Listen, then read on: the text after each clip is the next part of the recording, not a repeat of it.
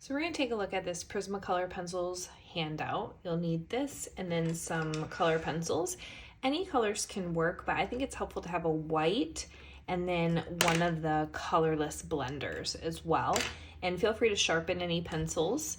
And then actually one of your paintbrushes, we're going to use the back of the paintbrush for the impressed lines technique. So that's what you need to get started. And I just like to start by showing one of my color pencil drawings here, just to talk about how color pencil is really a process of layering and building up the color. So you can see in some of my beginning stages how light that is. I really layer the different colors, and then eventually you can see some more layering here, more here, and a lot more on these couple areas here. And so eventually you'll increase the saturation of the color, it'll become really bold, and you'll do this through layering and building up the color gradually. So let's go ahead and get started. So the first thing we're going to take a look at is different ways you can manipulate the pencil. This is honestly the same with graphite pencils, charcoal pencils. It's kind of the same idea. And the first is pressure. So grab any color that you want to use, doesn't matter which one, and pick a direction. You could shade up and down, diagonal, side to side, doesn't matter, just be consistent with it. And do some really light pressure. It's okay if the box isn't perfectly filled either, but just really nice light pressure. And you can actually go over it a couple times just to make it nice and even, but try to be consistent with your pressure. Then go ahead and do a little bit of a heavier pressure, push down just a little bit more. Same thing, you can kind of go back and forth. And then go ahead and go heavier pressure. You don't want to break the color pencil or anything like that, but do press down a little bit more than you were before. And once again, you can layer it a few times. So right there, you can see with a single color pencil, we can create a range of value. And of course, there's values in between. I could even probably go darker, but you get the gist. You can change and vary pressure to make the color pencil look different. The next one is sharpness. Now this is a pretty basic concept, but the idea that a really sharp pencil can produce really fine, crisp lines, but then also you can use a sharp pencil on its edge or side like this. Whereas a dull pencil, here I'm gonna find one that's dull a minute. This is pretty dull. Dull pencil lines can look a little bit thicker, kind of softer, maybe hazier edges. And if I use the side of it, it's similar, but maybe slightly different, a little softer. So just keep in mind the sharpness of the pencil can change how it looks. It's a factor. So for the next one, go ahead and pick a color. Any color you want to use will work. I'm going to go ahead and use this light cerulean blue. And what you're going to do is in 1 through 3, go ahead and do light pressure, just like you did up here. Just light, even, consistent pressure through all of it. Now I know we did a little layering up there as well at the very top, but this I want to be a little bit more intentional with our layering. So go ahead and pick a second color, any color you want. I'm going to do green. And I'm going to go ahead and go over box 2 and 3 with my green now. So I want to show you how you can layer multiple colors together to create new colors, to just get some variation. That's very much what I did throughout here. It's very much what you do in like animal fur or skin texture, or lots of things have various colors mixed in. So that's the idea, is you can layer a single color, you can layer 2 colors, we could layer 3 colors. You can even layer more than that if you want. But you can build them up and just create some different variations. So over here, these are some similar techniques as graphite pencils that you can do, but they're just different ways to kind of move your pencil around. So Scumbling, you can use any color you want for this. Scumbling is just circular motions. So try to be even and consistent, but it's just making your pencil go in little circular overlapping motions. And often this kind of creates a soft look. You can do like really little itty bitty scumbling texture. And the cool thing about scumbling too is you can certainly layer colors and scumble colors over top of each other. Can kind of bring it out this way so you can see the colors individually and then the colors, what they look like together. And sometimes I'll even kind of go back with the original color again. So layering colors is a great way to darken things and create different values. You can mix colors almost like painting. Hatching just refers to directional marks. So you could go diagonal, you could go vertical, even though it's a little diagonal. You could go horizontal. You can do kind of real quick. You can let them overlap multiple times. We can take some other colors and overlap them. This could be really good for animal fur, hair texture, or just, you know, kind of whatever interesting texture you might want to create. But layering multiple colors through hatch marks can be really fun. So you can play around with that. And you can also try some of the toned paper. Obviously this is just white, which it works and you can see, but if you want to grab some of the different tones to try, you can. Cross hatching, same idea as hatching, except for we're crossing lines now. So I go one direction and then I can cross and go in a second direction. Some folks, when they cross hatch, they like to go in all different directions, you know, maybe 5, 6 directions, as many times as you can kind of cross hatch it, and it makes it really smooth when you layer that way.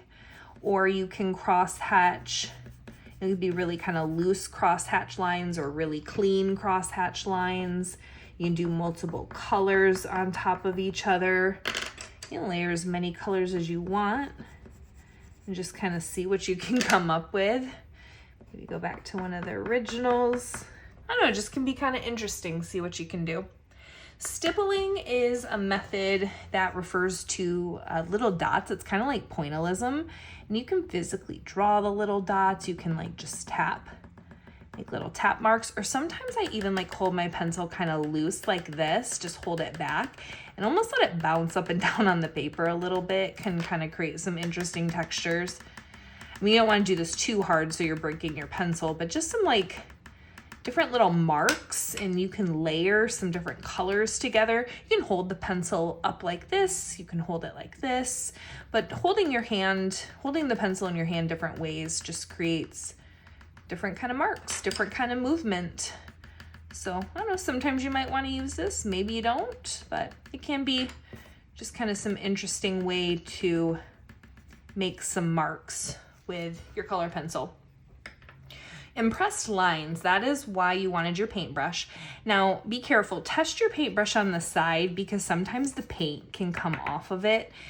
You don't want that to happen, but the goal is to make a line in your paper and push it in. So I'll kind of show you. I'm taking the back of my paintbrush and just doing some wavy lines. Kind of makes a squeaky noise. And you want to press hard enough so you can see that it's actually indented. Let's see if you can see that on the screen. Kind of through there, you can see the lines. And then you just take whatever color you want and just use the edge of the color. And if you go over top of that, you can even layer colors if you wanted. If you go over top of that, your impressed lines will poke through. You just don't want to like push into the, you know, the little crevice and try to get it. And you just kind of want to gently allow your pencil to glide over top, and you can create texture that way. Now it's really good for like light whiskers or you know, details in the fur, highlights, things like that. But once you impress it, you cannot go back from that. So just be aware. And then burnishing with a colorless blender. That's the idea of using one of these. This is a colorless blender. It's basically a color pencil with no pigment in it. It's just the binder. And so what you can do is take, you know, as many colors as you want to. You can layer them. You can do a single layer. You can go up to a triple layer. You could try even more than that. Whatever you want to do. But after you layer as many colors as you want, this is how we go from this to this range is we can blend it. Now again, you do want to make sure you've got all your colors on there, so don't be afraid to layer. You can layer Prismacolor pencils a lot, but when you're ready, you'll take that colorless blender and you'll just kind of follow the direction of your stroke, your pencil lines, and what's happening is it's just smoothing it and blending it and bringing it all together. And this is kind of like the last thing you'll do. After you do this, it's hard to add color on top. It's not impossible, but it can be tricky. So you kind of want to have this be your last layer. This will get color pencil on it. I usually just take it off to the side and kind of scrape it off on some scratch paper or sharpen it and it'll become clean again. All right, so let's go ahead and shade this cube. The skills we've learned here will help us, but go ahead and pick whatever color you want to use, and we're going to practice layering to create value. So I'm going to just use this blue pencil and I'm going to start very lightly on the top, and you can move your pencil around in different directions. Otherwise, sometimes what helps me is actually moving my paper, positioning it a little bit easier for me to kind of get in there with the pencil. So whatever works. And I'm scumbling for the most part. I'm just kind of moving my pencil around in circular motions here. Kind of allowing that to overlap. Just even consistent pressure is key. And I can switch directions if I need to, but I just try to bring that back and go across the whole thing just so the texture matches. All right, so that's my lightest area. Then I'm gonna work on this front piece, and I can increase pressure, I can layer more. Like I've got a little bit of variety of what I can do. I don't wanna go like heavy pressure all the way just yet, but I can increase my pressure slightly. Now there's another way I can darken, and that's again layering. I can layer the same color, but I can also layer another color. For example, this violet could be a cool way to darken blue. Like when you're changing colors, here's my little color wheel real quick. So if I'm using blue, I like to use the colors next to blue, like blue violet or blue green or green, to change or alter my blue. You can also go across the color wheel and use the complement to darken. So color's pretty cool. Honestly, there's a lot you can do. You don't just have to use one singular color. Like going back to this, I'll reference this often, but there's so many like different reds and oranges and pinks, and it's not just one single color.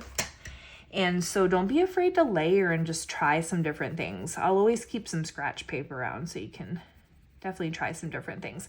But here, this violet is just kind of darkening it a little bit and just giving it a different edge. Now I want to go darkest here. So I'm going to go ahead and start with my same blue. Once again, increasing the pressure slightly from the top layer.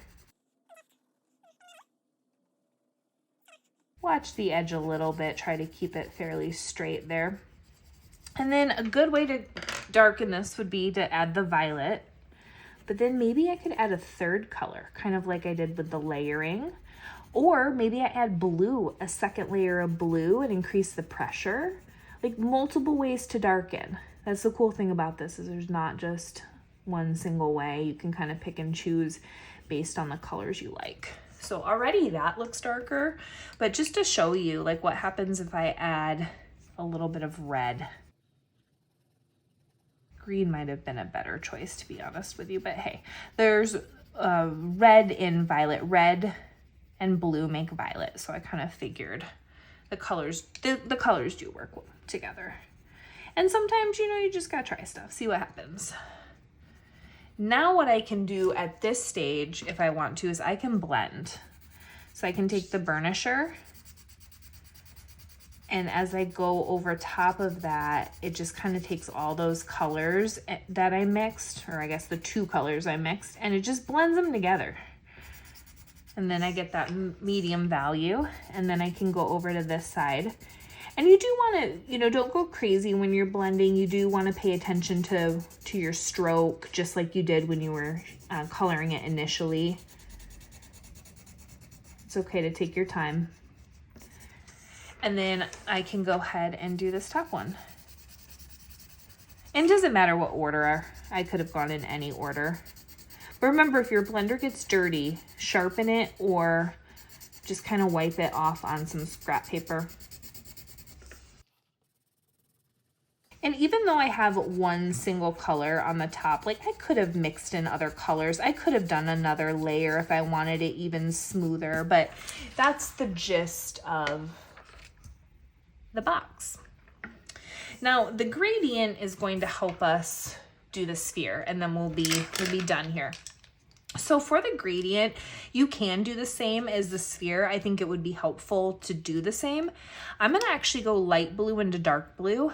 So a light color into a dark color works well, or like yellow into orange, or red into pink, or whatever color combo you want. And then it's helpful to have a white and a blender for this next part. So for the gradient, you want to start with just very light pressure. I'm scumbling. And I'm going to take my light color first, and I'm going to just gently do a light, even layer kind of towards the center of this box. I'm kind of using the edge of my pencil too. Maybe you noticed that. It allows me to kind of get a big area color in. And then I'm coming over with my dark blue, and I'm allowing it to overlap the light blue. By the way, it's okay if it's not perfect in the boxes. And then basically I'm going to go back and forth for a little bit. Now gradients, by the way, can have more than two colors. You can gradient a whole rainbow. You can do as many colors as you want, but gradient just refers to like one color transitioning into another, basically. So I'm taking the blue, light blue, and I'm increasing my pressure as I layer. So each new layer has just a little bit heavier pressure, and you can start to see a transition point happening kind of in the middle there as I go back and forth. And then at some point, you won't need the white for the gradient. The white we'll use for the sphere, for the highlight. But at some point you can bring the blender into the mix. But honestly, it's okay to take your time and layer. You don't have to have the blender. You can just gradually increase pressure and just keep going back and forth, back and forth. And that honestly will blend it by itself without the blender simply going over it that many times and gradually increasing your pressure. But the blender can speed up that process. Just be careful, again, when the blender picks up some of the pigment, sometimes it can cause unwanted areas. So just take it, you can always just kind of scratch off on the side some of the extra color before you blend with it. And I just kind of swirl it through the middle and just get, again, this is pretty subtle because it's just light blue to dark blue, so it's a pretty subtle, but you can do any colors you want. And then we will go ahead and wrap this up with the sphere. I'm going to use my same color scheme. We've got our sun here, which is shining a highlight here. So I could, if I wanted to, start even with a bit of the white, which, this sphere's on this gray, so you might see the white, you might not, it's ink. So if it doesn't show up and stays kind of gray, it's fine. But then what I'm gonna do is kind of swirl in the light blue, kind of hugging that little highlight. And then I'm scumbling here, that swirling motion. I'm just gonna start pulling back with just really light, kind of light movements here, light pressure, trying to be even and consistent. Consistent, honestly, is the biggest thing. You don't randomly, like, for example, you don't want to go light and then heavy and then light and then like switch directions. That looks like a scribble, right? Which is not always bad to scribble, but generally for what we're trying to do, we don't want so much of that. So what we're going to do is transition into the next value. So you can, honestly, one thing you can do, I'll show you, this is just another variation of this. I didn't do this with the gradient, but you can do this where, imagine this ball or sphere here is light blue. It's the main color of it. So you can make the whole thing light blue to start. Then what you can do is take your darker blue or your darker color, secondary color, whatever you're doing, and you can start to bring that in over top. So again, we're layering and we're building value up through layering the different colors.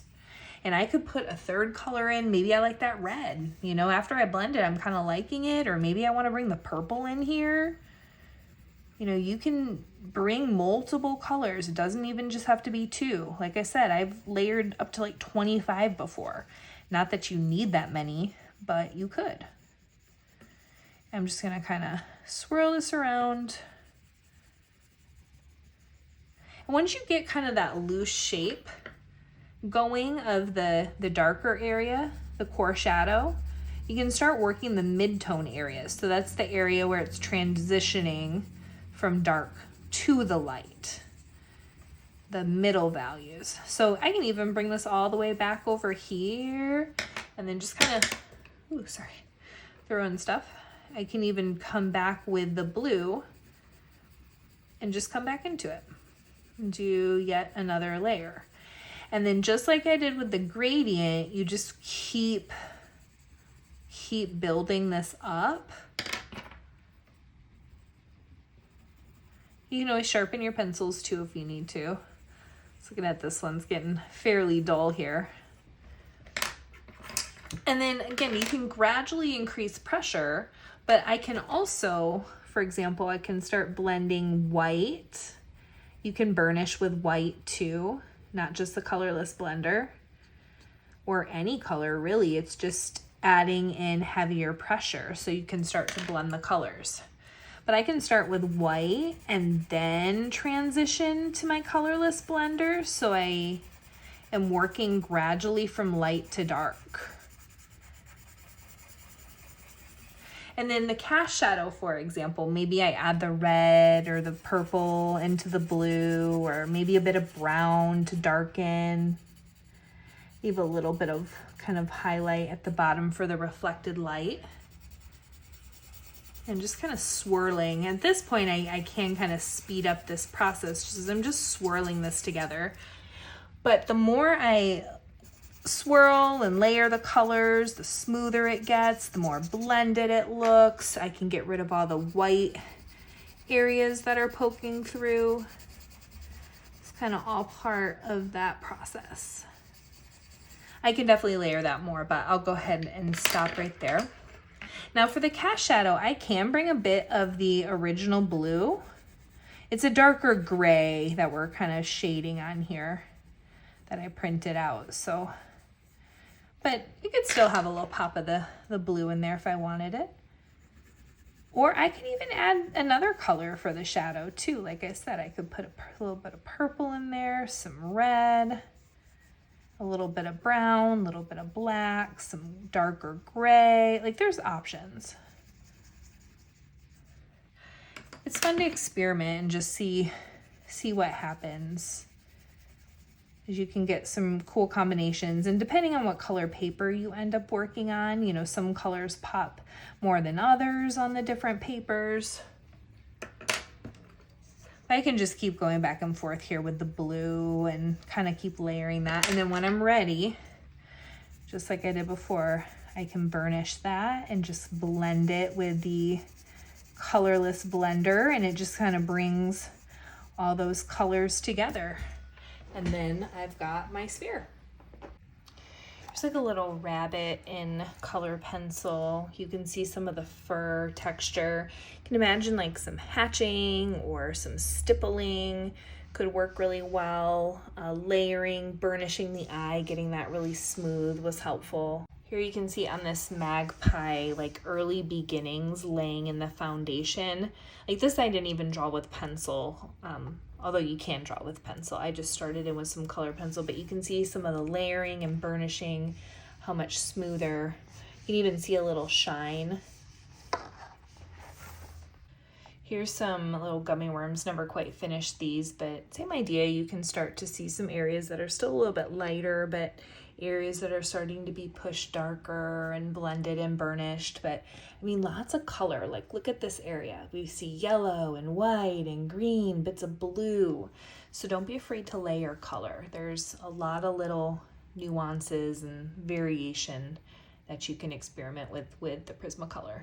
Here's just like a different style. Actually, here's an in progress one and one a little bit more finished, but it is okay to see strokes and lines and movement and variation. You just want to be more intentional about it if you're choosing to include it.